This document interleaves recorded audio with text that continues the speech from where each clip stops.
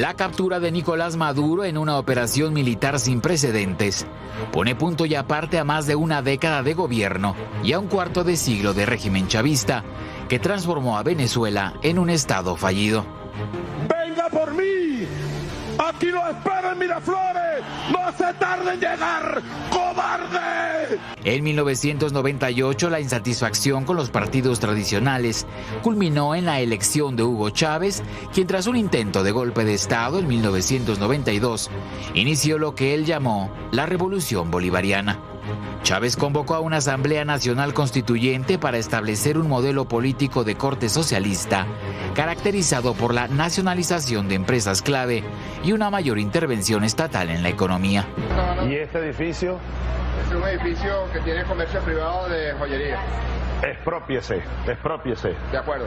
Venezuela contaba con las reservas petroleras más grandes del mundo y era uno de los principales exportadores de petróleo, pero el gobierno de Hugo Chávez buscó diversificar los mercados y aumentar el gasto público mediante programas de bienestar social, lo que, junto con políticas estatales intervencionistas, estimuló el incremento de la deuda externa. Con el tiempo, la caída del precio del petróleo, el exceso de gasto público, el aumento de importaciones y la corrupción desestabilizaron la economía venezolana.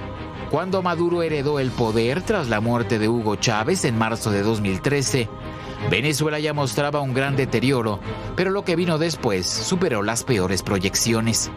El país se sumió en una crisis caracterizada por hiperinflación, depresión económica, escasez de productos básicos y un marcado incremento en el desempleo, la pobreza, la malnutrición, la mortalidad infantil y la criminalidad. La libertad de prensa, ese termómetro esencial de cualquier democracia, fue sistemáticamente desmantelada con el cierre de periódicos, emisoras de radio y canales de televisión. Tras las elecciones presidenciales del 28 de julio de 2024, consideradas fraudulentas por la oposición y la comunidad internacional, la represión alcanzó una nueva dimensión. La mayoría de los presos políticos actuales fueron detenidos tras las elecciones de julio de 2024. Según cifras del propio gobierno venezolano, más de 2.400 personas fueron arrestadas entre el 29 de julio y el 13 de agosto de ese año. Pero si hay una cifra que resume la magnitud de la crisis venezolana, es esta. Casi 8 millones de personas han abandonado el país, según datos oficiales de la Agencia de las Naciones Unidas para los Refugiados. Este éxodo es la segunda mayor crisis migratoria del mundo contemporáneo, solo superada por Siria. Independientemente de lo que venga después de la captura de Nicolás Maduro, el legado de su dictadura es indiscutible.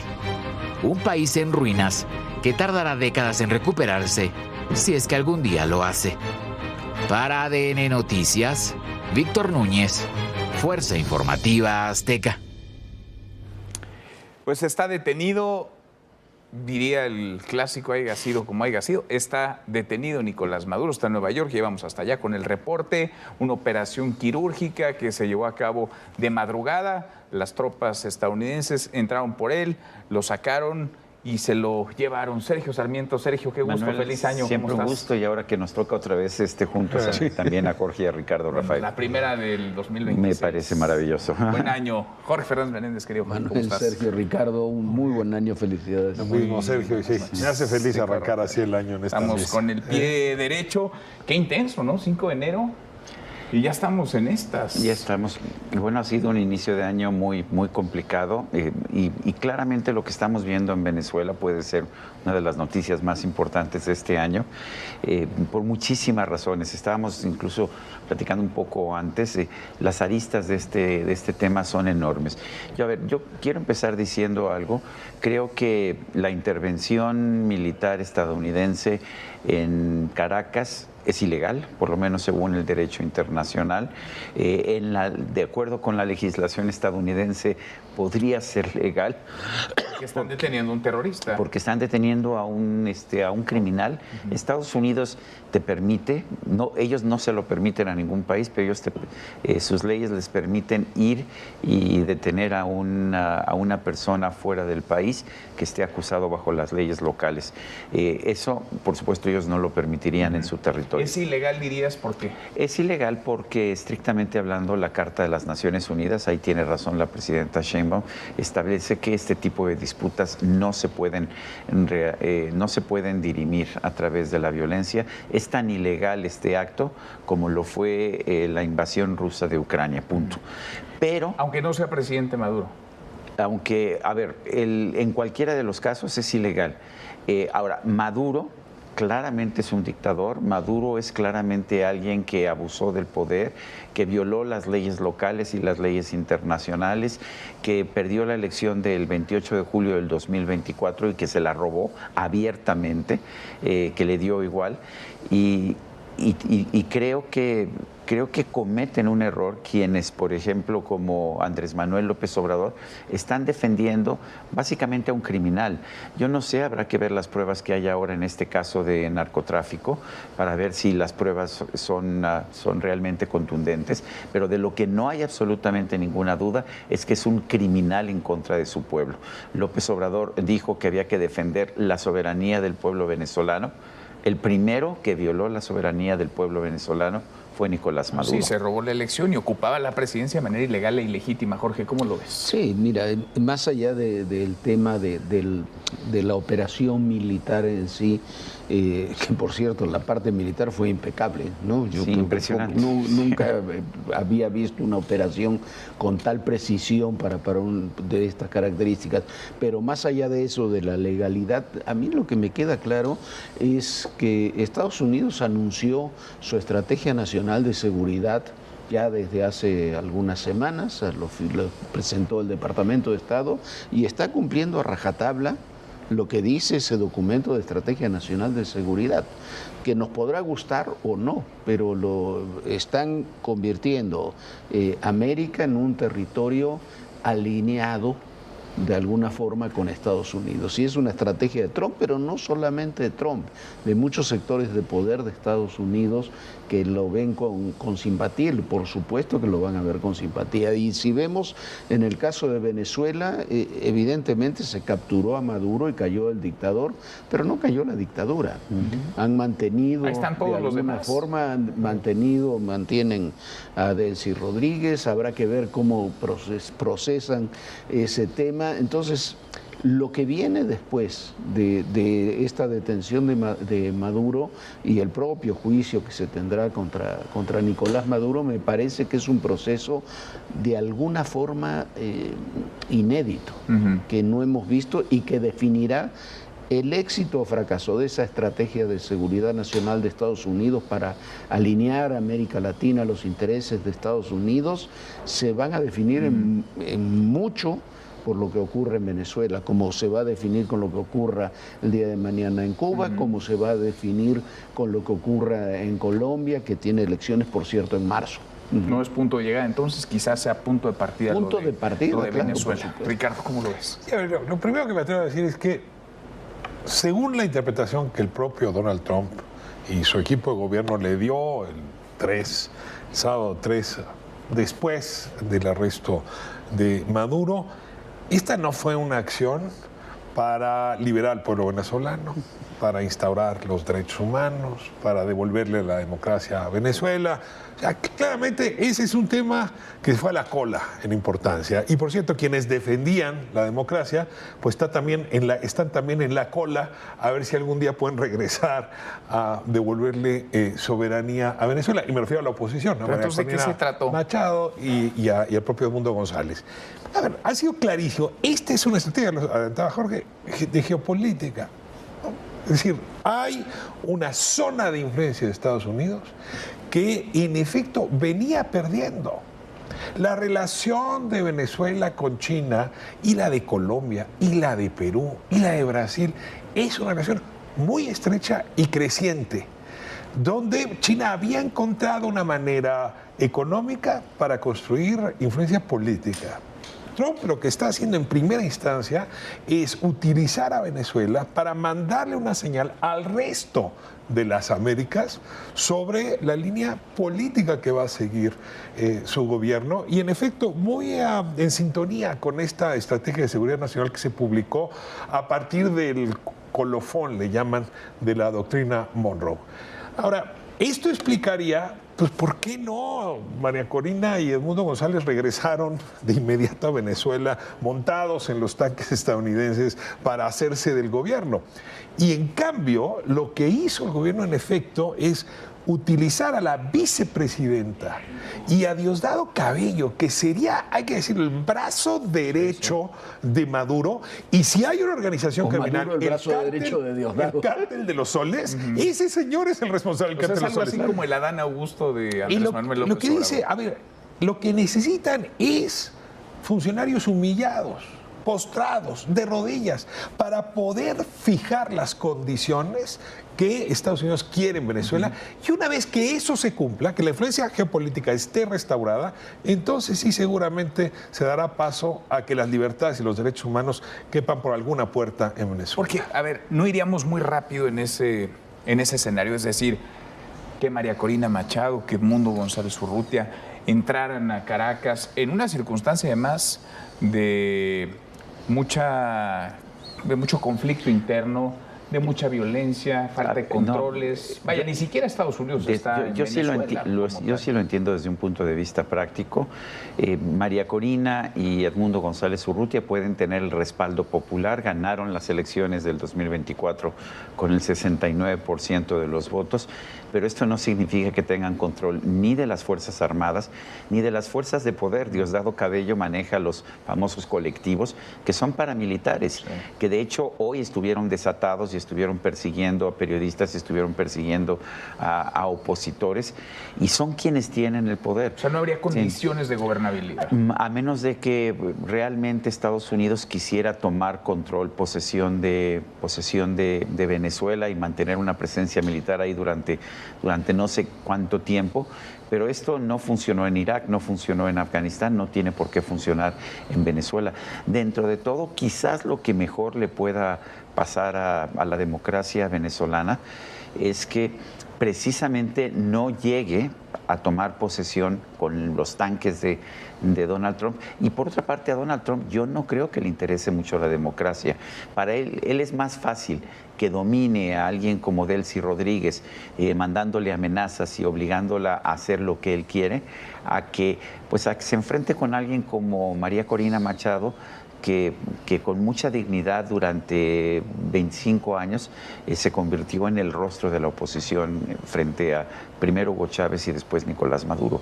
A ver, ¿cómo ves este proceso, Jorge, de transición? Lo que dice Ricardo, lo que menciona Sergio. Este proceso, porque, insisto, vamos a 5 de enero apenas. Falta un montón por ver.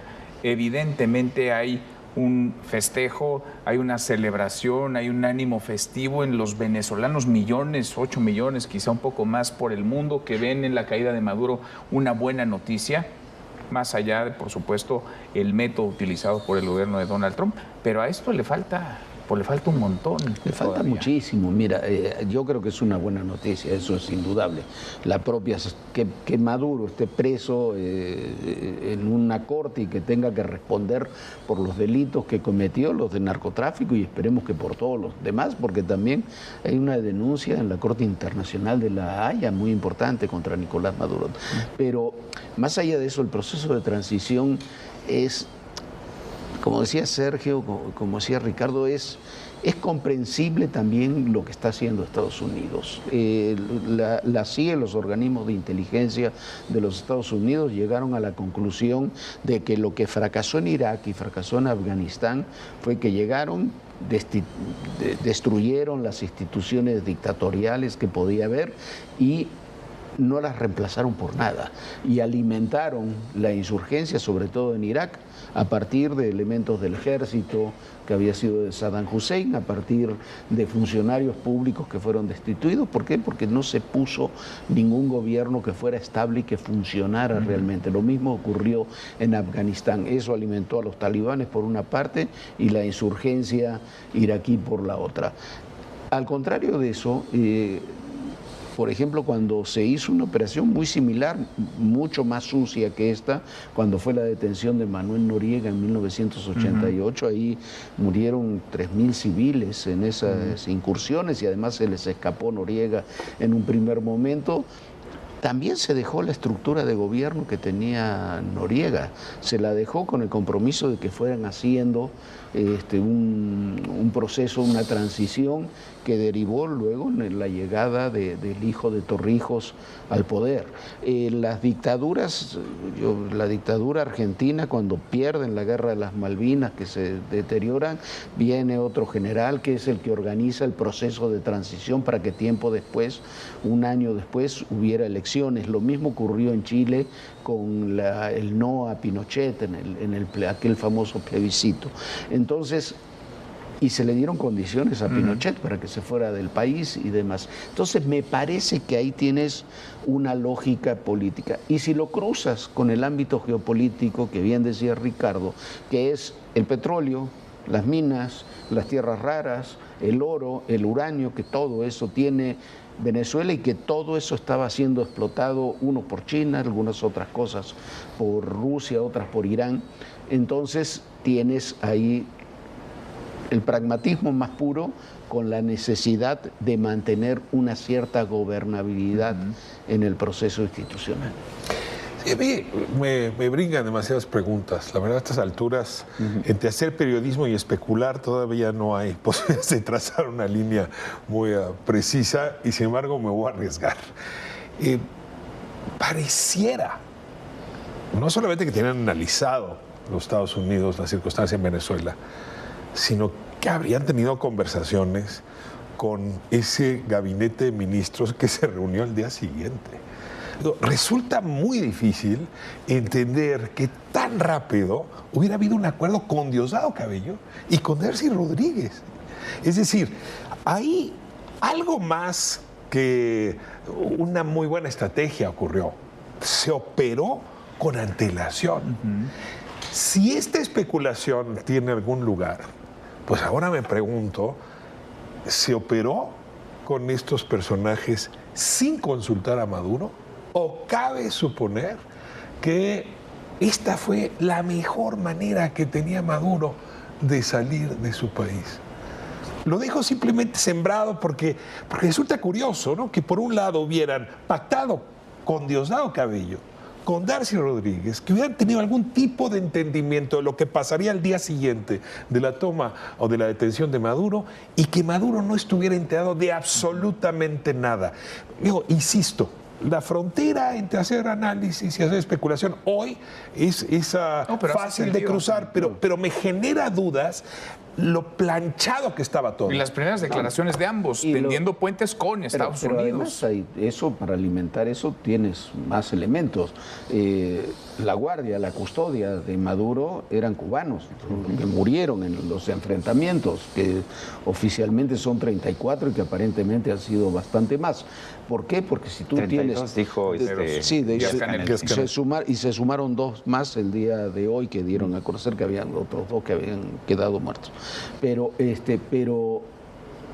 tú no tienes confianza en tu propia custodia, en tu propio ejército, en tu o sea, recurres a los cubanos para que te cuiden porque no confías en los tuyos, en tus fuerzas. El aparato de inteligencia lo maneja Diosdado y el otro, señor Vladimir, ¿no?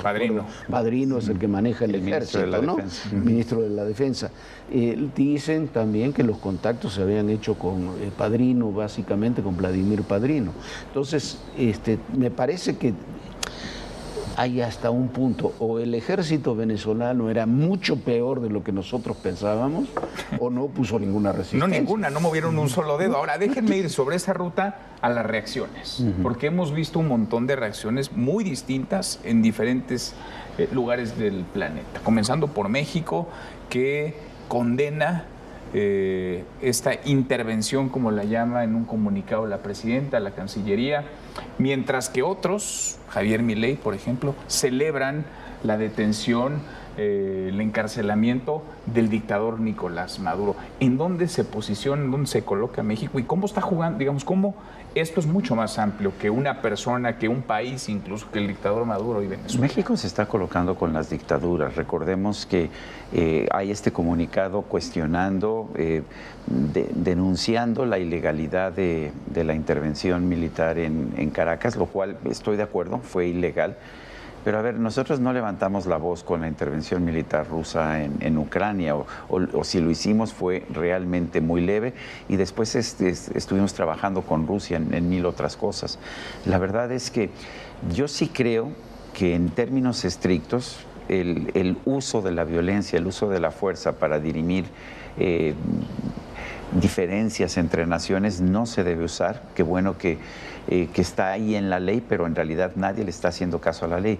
Me preocupa ya en términos geopolíticos lo que significa esta idea de que América es para los americanos o para los estadounidenses, lo cual significaría que pues tendrían control de Venezuela. Pero ¿qué va a pasar con Taiwán? ¿Se la van a entregar a China? ¿Y qué va a pasar con Ucrania y con los países, con las repúblicas del Báltico, que además son un ejemplo de liberalismo económico y de liberalismo político? ¿Se le van a entregar a Rusia otra vez? Donald Trump le va a entregar a Rusia toda Europa. Eso es lo que va a ocurrir. A mí sí me preocupa. Las reacciones, ¿cómo las ven, Ricardo? A ver, yo quiero centrarme en la carta, ¿no?, de los países donde habita el 70% del continente latinoamericano. Es decir, o sea, quienes firmaron esas cartas somos el 70%, digamos, los países que representan el 70%. La carta de Brasil, México, Colombia, Chile. Y yo tengo la impresión de que, nuevamente, como estábamos en el análisis anterior, esta carta no se firma por principios, más bien se firma por finales, o decirlo más fuerte, para no terminar como está terminando Venezuela. A ver, eso es... A ver, Brasil lleva rato enfrentando a Donald Trump, interviniendo en un proceso judicial que ha ocurrido en su país. La defensa que ha hecho Donald Trump por Bolsonaro, el injerencismo estadounidense, obliga desde luego a Lula da Silva a decir: yo no quiero en este momento abrir la más mínima rendija para que esto continúe. Colombia está sentenciado. Es Gustavo Petro el que sabe que podría ser el siguiente en la línea, y sabe que si no es el siguiente en la línea, el uribismo va a ganar con el respaldo de Donald Trump. También le cierra la rendija. Y aquí yo no estoy seguro que vengan por Claudia Sheinbaum, pero no nos caería muy bien, la verdad, que vinieran, por más mal que nos caiga, por Nemesio Ceguera, y lo detuvieran ahí en donde se encuentre Michoacán, Jalisco, con un operativo similar. Bueno, y hablaste de un líder de un grupo criminal, pero ¿qué tal hay de líderes que rayan en lo criminal desde... Puse el ejemplo, pero desde luego que hay desde otros... la clase política. En el otro extremo del país. No se pudieran aterrizar, en efecto, en... Oye, que aparezca Andrés Manuel López Obrador. Un poco aparece? lo que creo... A ver, siguiendo un poco, Sergio, creo que en realidad quienes firman la carta, pues son los que pusieron sus barbas a remojar. Yo lo único que no entiendo qué hace ahí es Boric, ¿no? Creo que como ya se va, pues no se enreda y queda bien y poco gastado. Es el único que tuvo legitimidad de haber denunciado el fraude, ¿no? Sí, porque sí, Boric Maduro, sí. es el único que denunció el fraude del 24 y después reconocer el resultado de su elección. Y tiene un porcentaje altísimo de venezolanos viviendo en Chile, también Boric, y Boric deja el poder en unos días, y llega el señor Katz, y Petro, como tú decías, deja el poder en marzo, si es que no se lo llevan antes, y Lula va a tener una elección en agosto dificilísima con quien sea el candidato de México. Bolsonaro. Entonces México se queda solo en eso. Bueno, el gobierno en México. Sí, porque no el otro firmante es Uruguay, que es un gobierno ejemplar para América Latina, lo gobierne la derecha o la izquierda, me parece es un gobierno siempre ha sido coherente con sus cosas. ¿Y la aparición de López Obrador, qué lectura le dan? Y la aparición de López Obrador yo creo que es, si los otros ponen sus barbas a remojar, Andrés Manuel mucho más. A ver, la presidenta sale con una declaración en su gira que dice lo que tenía que decir: estamos en contra de la intervención, de la violencia, y no abunda más en el tema. Sale López Obrador con una posición muchísimo más dura que la de la presidenta, además diciendo que tiene que salir porque se ve obligado a salir. ¿Quién le está pidiendo que salga? con una posición a presionar a la presidenta. Lo que está haciendo López Obrador es presionar a la presidenta. Y es otra falta de respeto, es una otra más, falta, ya lleva varias. Ya es que sumémosle la del libro y muchas otras. ¿Por qué? Porque la posibilidad de una detención de Andrés Manuel, del Mencho, de quien tú quieras, de los hijos, de cualquiera, es una posibilidad real en este contexto. Y yo estoy convencido de lo que ellos están presionando a la administración Sheinbaum es de tener, usando las mismas palabras que han usado ellos, su propia transición. La presidenta tiene que hacer su propia transición dentro de su movimiento, de su movimiento político, sin traicionar su movimiento político, pero lo que le están pidiendo es, te tienes que deshacer de ciertos personajes. Tenemos una diferencia con estos países que Estados Unidos está conforme, le gusta lo que está haciendo México en términos de seguridad, digamos, de la estrategia general de seguridad. Pero lo que le piden es que se tiene que deshacer de los personajes políticos que fueron los cómplices de los grupos criminales. Y ahí es donde empieza el nerviosismo. Y ahí es donde empieza el problema. Bueno, yo para digamos, redondear mis ideas, yo sí quiero recalcar que me preocupa la forma de esta intervención, que me parece ilegal, que entiendo la práctica, que entiendo el regocijo de los venezolanos en todo el mundo y seguramente también en Venezuela. Por eso Diosdado Cabello está moviendo a sus grupos de colectivos para evitar que haya manifestaciones de alegría por la detención de Nicolás Maduro. Creo que el mundo está mejor sin Nicolás Maduro. Me preocupan ya las consecuencias de largo plazo. Creo que ya habíamos rebasado esta idea de que el mundo se iba a dividir en pequeños imperios, uno americano, otro europeo, otro asiático. Me recuerda a 1984 de George Orwell con el mundo dividido precisamente en tres grandes bloques que están constantemente en guerra. Me parece que eso no es aceptable y qué lástima que el gobierno de Estados Unidos, entiendo el pragmatismo del momento, pero qué lástima que el gobierno de Estados Unidos se haya olvidado de que en algún momento, por algunas décadas, por algunos años, defendió la democracia y defendió la defensa de los derechos humanos. Así. En esas estamos, sí, Ricardo.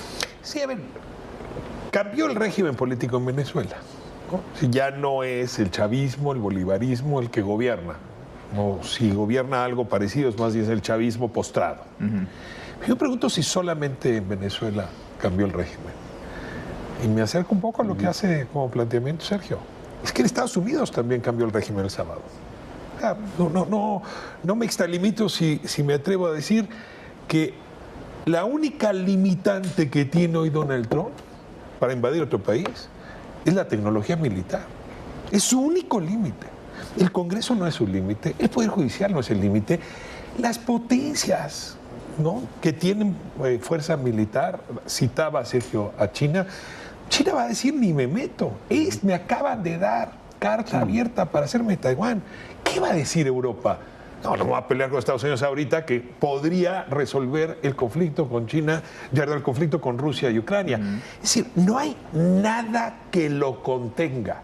La concentración de poder a la que está llegando la presidencia de Estados Unidos, pocas veces en su historia. Y en ese sentido me pregunto si Venezuela no habrá sido el momento parteaguas del cambio de régimen en Estados Unidos. Es un punto de inflexión, sin lugar a dudas. Y la estrategia, yo insisto, el documento de la Estrategia de Seguridad Nacional es la plataforma de política exterior que tiene la administración Trump. Y esa estrategia la está cumpliendo al pie de la letra. Y bueno, y está basada en esos capítulos. Y está basada en el diagnóstico, en las declaraciones, porque no hay mentira ni engaño en los dichos de Donald Trump con respecto a los hechos, a los eventos, a las acciones, a las decisiones tomadas. Todo cuanto ha dicho es lo que va haciendo. Y está clarísimo en ese sentido cómo ve a cada una de estas naciones que ustedes han enlistado, cómo ve a México, cómo ve a Estados Unidos con respecto a esa predominancia del crimen organizado en cada uno de estos países. Y nos puede gustar o no, pero no nos gusta y probablemente no nos gusta esa estrategia así planteada. Pero en este caso, la administración Sheinbaum, la presidenta, tiene que tomar una posición a partir de esa estrategia y de esa realidad. ¿Por qué? Porque nos estamos quedando solos en el continente americano. Ahora, lo que diga Maduro allá va a impactar acá, seguramente. Seguramente, bueno, recordemos que una de las acusaciones es haber utilizado las facultades que tenía cuando era ministro de Relaciones Exteriores de Venezuela para otorgar pasaportes diplomáticos a narcotraficantes y que pudieran llevar a cabo operaciones en México.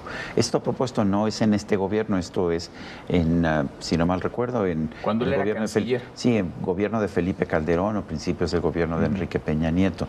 Pero claramente esa es una de las acusaciones más sólidas que tiene en este momento Estados Unidos en contra de Nicolás Maduro. Y habrá que ver el proceso. Es curioso, este proceso se lo están dando a un juez de Nueva York que tiene 92 años, que por alguna razón no ha querido jubilarse, y pues le toca un proceso que puede ser de una complejidad realmente enorme, pero casi nadie se ha dado cuenta que el juez, en este momento no recuerdo el nombre, lo tenía anotado por ahí, pero es un juez de 92 años. Eso me parece que añade es el juez de mayor edad de los Estados Unidos. Efectivamente. Este es un caso ejemplar por muchas razones para Donald Trump y su gobierno. Eso es un mensaje en cada una, digamos, de los pasos, de los eslabones de esta cadena, desde la manera en la que se detiene, la manera en la que se procesa y las consecuencias que pueda haber para Nicolás Maduro, ¿no? O sea, es un mensaje al mundo entero de lo que es capaz de hacer Estados Unidos. Y en ese sentido va a ser muy relevante lo que diga o calle Maduro, lo que pase en esa corte. Y si hay juicio de Maduro, va a ser algo así como un Nuremberg. O sea, lo van a tomar, ¿por qué? Porque vas a tener...